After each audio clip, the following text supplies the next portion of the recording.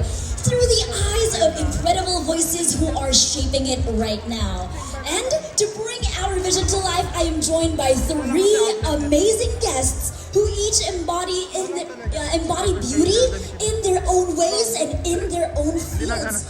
Folks, I'm pleased to welcome our panelist. First off, she has 17 years of editorial experience under her belt from her days as fashion editor of Chalk magazine and to editor-in-chief of Metro Weddings magazine, and now currently the beauty and wellness editor of Metro.style. From print publishing to today's digital landscape, Kate has evolved to be a writer, a content creator, and an editor at heart. And in her personal time, a little fun fact, she has a unique hobby of collecting and building miniatures. Everybody, I'd like you to give a big round of applause to Miss Kate para Santiago. Good afternoon, everyone. Thank you, BYS, for having me. Hi, Beautycon. Looking great, Miss Kate. Welcome. Hello there. Hello, everyone. Allow me to bring you to our comfortable couch for our little chit chat. Of course, with Miss Kate. We also have, joining us next, a professional makeup artist with over a decade of experience. Her artistry has defined some of the country's biggest stars and most influential personalities. Her work spans magazine covers, think fashion and beauty editorials, international events, weddings, and campaigns on both print and TV. So, folks, history has been made by her as the first Filipino makeup artist to publish a best-selling book with ABS-CBN Publishing, and the only Filipino to do the makeup of a winning Miss Universe France in 2018. Get this, live on stage. Oh my goodness, everybody, always evolving, always inspiring. Let's give it up for Miss Arby Chaco. Hi, Miss Arby. Lovely. So lovely to have you here. Let's get you comfortable on the couch as well for today's Kwentuhan. And of course, ladies and gents, our third and last panelist needs no introduction, so I wanted you to cheer your hearts out as I introduce actress, singer, model, star magic artist, and Pinoy Big Brothers, hopeful Belle ng Cavite. Everybody give it up for Miss Kira Balinger. Hi, Kira. Hello, magandang afternoon. Good afternoon. You're looking so wonderful. Thank you, My likewise goodness. din po. Thank you for being with us. Kira, I'd like you to be comfortable here in our couch because we are gonna break boundaries in our Kainis ka little naman talk. katabi? Bakit naman? Ang ganda-ganda mo kayo. Sarap. I love it. So you feel at home, ladies? Can I ask you to say hi to everybody first at BeautyCon? Hi! Hi, everyone. Hi, everybody. Hi, Beauty. Kamusta? Wow, napakaraming nanonood sa atin. Maraming tao, oh my God. Napakarami. And let's take advantage of that. We will not, tawag nito, go all around to different places. Pero gusto ko, yung session natin, people can actually learn and get inspired from. Yes, you guys Right? will learn a lot. We get to Super. learn a lot with BYS. So, umpisahan na natin, ladies. I am seated with three powerful powerhouses. That might sound redundant, but there's no other way to describe it. And right now at 2025, ang dami na nating naririnig na iba-ibang beauty routines, beauty to this, to that. But what does beauty really mean in 2025? See, maybe we can start with Miss Kate, our beauty editor. All right. Everyone knows that, the expression that beauty is a way of expressing ourselves. But you know what I've researched through the years? In other cultures, beauty is a way of showing respect to other people as well. You show up made up and you look good because you want them to feel good about themselves as well. So that's what beauty is for me. Oh my goodness, beauty is respect. Not just for yourself, but for the other people. And that's so beautiful. That's the first time I've actually heard that quote unquote. But we also want to hear on the side of someone who makes people on the spotlight feel great about themselves. Miss Arby, what does beauty mean for you in 2025? It's a very broad question, no? Beauty means is that now is something that you shouldn't cover, but you should uncover to yourself, within you, Can you say that one more time? Beauty is something that you do not cover, that you do not cover, but you have to uncover. but you have to Brainy, Guys, brainy. this couch is filled with so much creative juices Diba? right now. Pero It totoo, makes no? sense Oo. because sometimes when we put makeup, well, we cover a lot of our imperfections, but we know we have to uncover what we really like, what Right. we really desire. Yes. It's embracing the beauty that is in you. You may not be Yes. as beautiful as her. But they are their own version of beautiful. Yes, but uncover Yes. what really is the strengths that you have.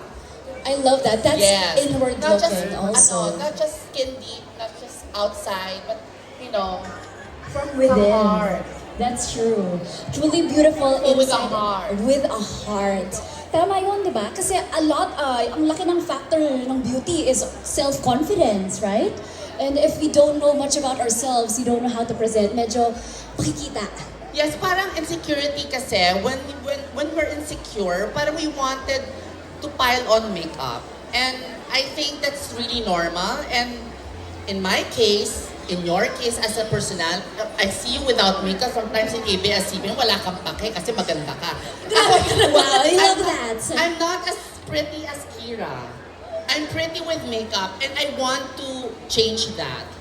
Sometimes I want to brave myself waking up in the morning and just go to work without makeup. In the future, I will. But I kind of want to change that statement. I don't want to accept the statement that I'm not as pretty as Kira. No, your beauty is different from Kira. Iba may Because lahi that's your siya. own. Ate RB, hello, you have a beautiful heart as well. Exactly. Ito talaga.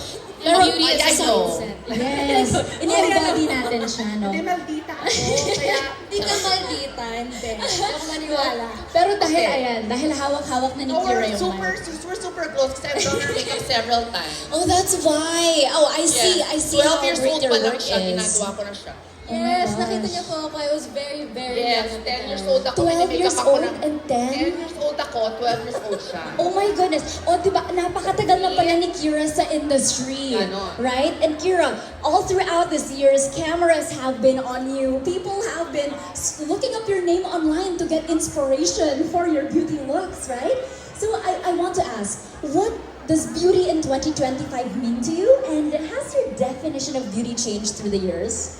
It has. It really, really has. You know, I grew up in this industry with eyes all on me, and I realized that people will always have their opinions. And I'm still trying to teach myself na those opinions do not define me. They don't define my beauty and who I am as a person. And what is beauty for me in 2025? I think beauty goes more beyond the looks. It's not just about looks anymore. It's about how you feel about yourself, how you can make others feel about themselves also. I love that you said that because in life, guys, I want you to remember one thing. People might forget what shade of lipstick you wore, but they will never forget how you made them feel. Right? Yes. Right. Yeah. That is, I love all the different definitions of beauty in 2025. Diba? Kasi before, we are made to copy routines, pero right now, we want to recommend what works for you. And speaking of routines, where do we see this? On social media. Yeah. Exactly right. But you know what? Social media is a powerful tool. Some can get inspiration sa mga tutorials, makeup tutorials ni Miss RB or sa mga writings ni Miss Kate, right? But it can also be overwhelming. Diba? So I want to ask all of you a question. What do you think or what do you love about digital influence? What you see online in terms of beauty? Right? In terms of beauty. And ano ba yung mga dapat kailangan i-watch out for ng mga friends natin? Maybe this time we can start with Kira para let's work on that story. Grabe, social media and the beauty trends are ever evolving, no? And I just love how all of those trends, they are accessible to everybody around the globe. Syempre, we have the Western type of makeup, we have the Thai, we have, ano pa ba? The Korean. Korean glass skin, Yung Korean, right? yes. Yung may pa-eye bags dito, di ba? I tried that, hindi ko man. Yes, Sawang-sawa na ako sa Eggusal, please. ayaw mo ba? Talaga, Miss RB? Naku, magsisimula ako pa ng That's just my pangalan. opinion. Kung gusto nyo, go ahead. Go. Pero ano ulit yung tanong? Sorry. What do you love about the Trends, digital trends, influence? Yes, and trends about beauty that you see on social media. Right. Yeah, with that being said, social media is super duper important. We can learn from that, especially on TikTok, diba? I do most of my learning about the new trends on TikTok. Right. But I think it's super important then to filter what is true to you. Kumbaga, hindi lahat ng trends ay kailangan sabayan mo and everything. If you don't agree with it, if it doesn't make you feel comfortable in your own skin, it doesn't match. Yes, exactly. You do you. You filter what you see and what you consume. Speaking of filter, I have some miskate over here. Sigurado ako, and every time that you write, you need to filter out some thoughts, some noise. So, Miss Kate, for you, what naman has been the influence of this digital platform when it comes to the pros of being influenced by beauty, but also yung mga iingat-ingatan natin na we should filter out? Alright. As mentioned earlier, I've been in the magazine world for 17 years. I started with print. That time, magazines were all the rage, and our job was Started 2 years old now. Yes, 2 years old. Ikaw parang Age reveal 2 years old. Yeah. So my job basically as an editor is to filter out all the trends that come in. It's not, as Kira said, we don't have to follow every single trend that's out there, especially that it can be very, very overwhelming for the consumer. So, trends, they come and go. Like, recently, lip kits are back. Oh yeah, Right. back from 2016. 2016, They revived. matte lips are back, and then glossy lips again are back. So they just keep, it's a cycle.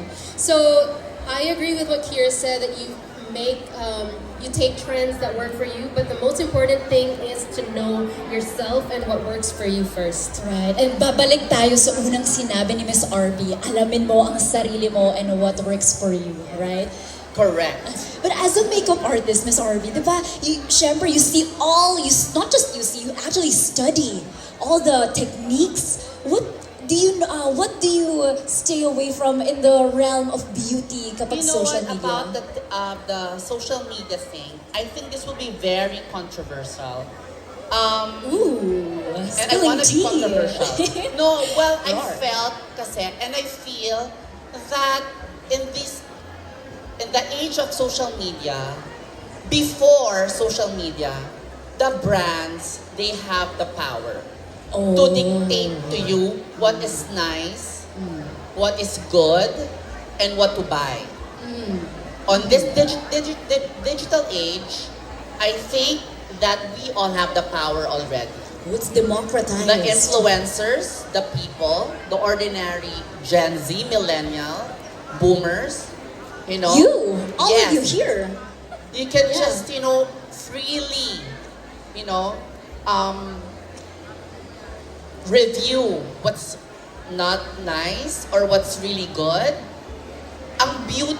The brands, sorry brands, but you cannot fool people anymore. And they're trying their best talaga. And with that, they are trying their best and putting the effort to make their products good. Diba? Yes, That that's is the true. naman. Na ginagawa nilang constructive Yeah, criticism. we have the power now to really know what's really good and what's really not. They cannot fool us anymore. Right. Kira, is there a go-to makeup or routine or ritual that you do to feel connected with your true self? I will always and forever use highlighter. I cannot live without highlighter. I need to shine like a glow stick.